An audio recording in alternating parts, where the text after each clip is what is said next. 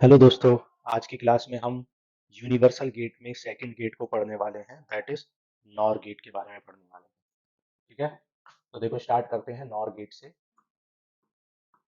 तो nor gate भी एक यूनिवर्सल गेट है, मतलब इसका यूज करके भी हम सारे गेट्स को डिजाइन कर सकते हैं, सारे यूनिवर्सल गेट्स को भी और एडवांस गेट को भी और बेसिक गेट्स को भी, सबको डिजाइन कर सकते हैं, इसलिए हम इसे यूनिवर्सल गेट कहते हैं।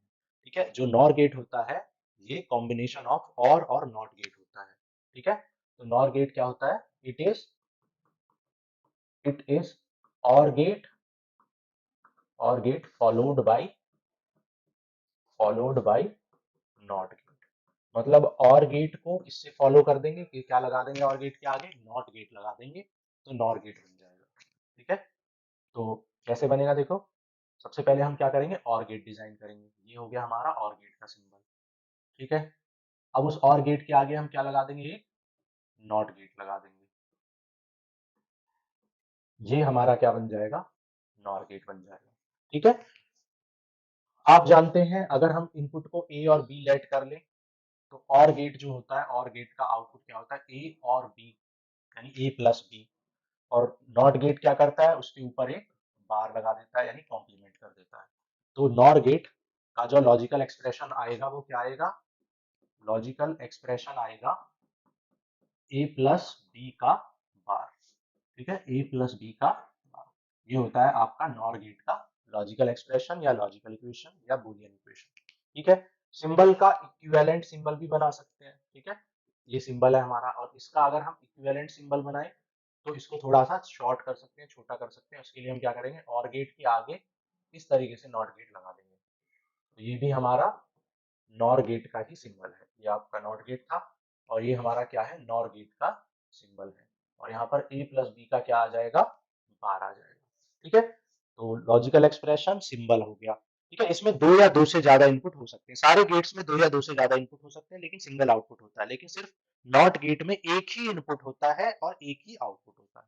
बाकी सारे गेट में आप इस बात को लिख सकते हैं कि इट कैन हैव टू और मोर इनपुट, इसमें दो या दो से ज्यादा इनपुट हो सकते हैं। ठीक है, तो अब मेनली हम ये समझते हैं कि नॉर गेट जो होता है उसका सर्किट कैसे बनता है, क्योंकि मेन चीज सर्किट ही होती है।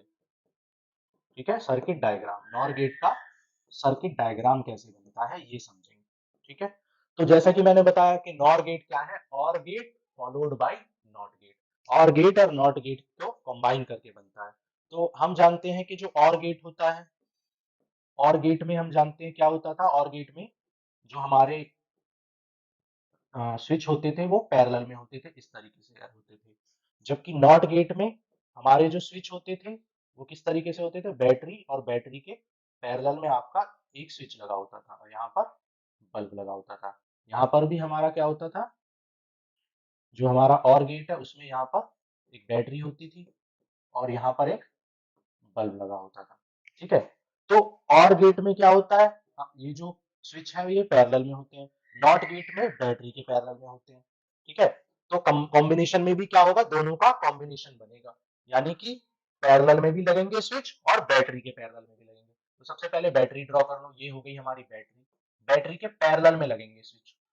ठीक है, और दोनों स्विच कैसे होंगे, एक दूसरे के पैरेलल में। तो ये हो गए हमारे ए और बी दोनों पैरेलल में और बैटरी के पैरेलल में। ठीक है, ये हमारा बल्ब है। तो ये हमारा किसका सर्किट है, ये हमारा सर्किट है नॉर गेट का सर्किट। बहुत इजी है याद रखना, क्या करना है आपको, क्योंकि और गेट में दोनों स्विच पैरेलल में लगते थे और नॉट गेट में बैटरी के पैरेलल में लगते थे, इसलिए हमने क्या किया, बैटरी के पैरेलल में भी लगा दिया और दोनों स्विच को एक दूसरे के पैरेलल में भी लगा दिया। तो इस तरीके से नॉर गेट का सर्किट बन गया। अब नॉर गेट के सर्किट का हम क्या करेंगे, वर्किंग देखेंगे, कैसे ये काम करेगा, क्या इनपुट देने से क्या आउटपुट आएगा। तो ठीक है, सर्किट आपको समझ आ गया। सर्किट में क्या हमने पढ़ा कि और गेट और नॉट गेट का कॉम्बिनेशन बनाएंगे, मतलब आप जो स्विच है उनको पैरेलल में भी लगाएंगे और नॉट गेट की तरह बैटरी के पैरेलल में भी लगाएंगे। इस तरीके से हमें सर्किट मिल गया था, दोनों स्विच एक दूसरे के पैरेलल में भी रहेंगे और बैटरी के भी पैरेलल में। ठीक है, ये ए स्विच है और ये बी स्विच है। अब वन बाय वन इसका वर्किंग समझते हैं कि कैसे ये काम करेगा। ठीक है, case number first, case number first में हमने क्या किया, ए को भी 0 कर दिया और बी को भी 0 कर दिया।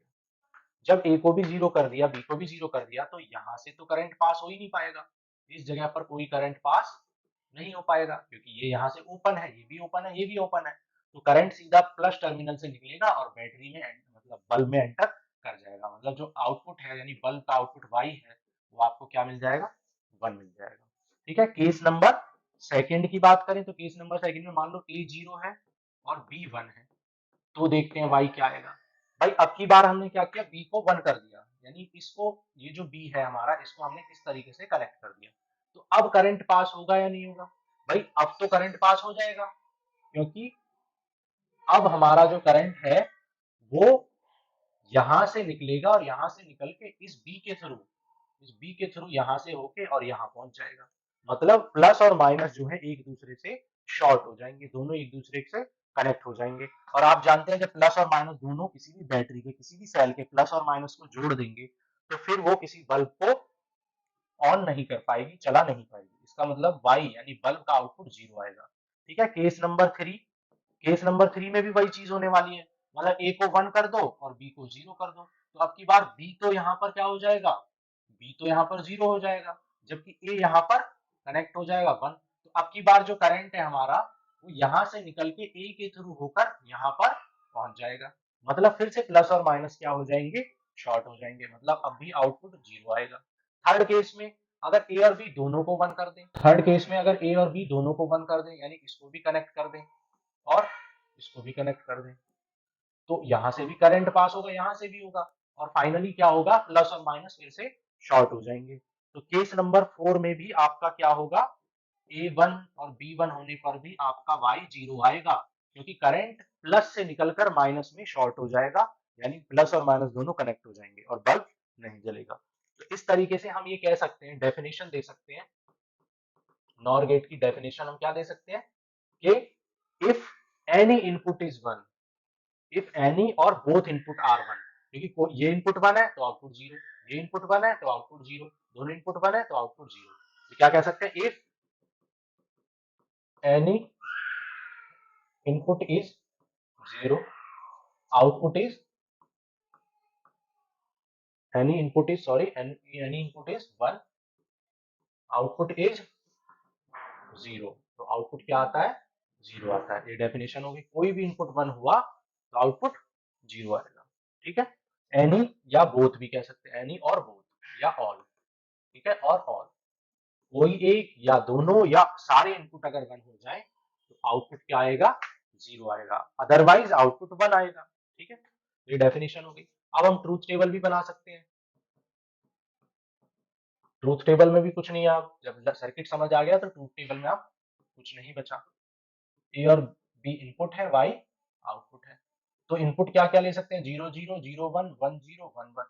अगर दोनों इनपुट 0 होंगे तो आउटपुट क्या आएगा, दोनों इनपुट 0 तो आउटपुट 1 आएगा, अदर केसेस में आउटपुट 0 आएगा। ठीक है, तो ये हो गई हमारी ट्रूथ टेबल। ओके, तो ये हो गया हमारा नॉर गेट। क्लियर है, थैंक यू।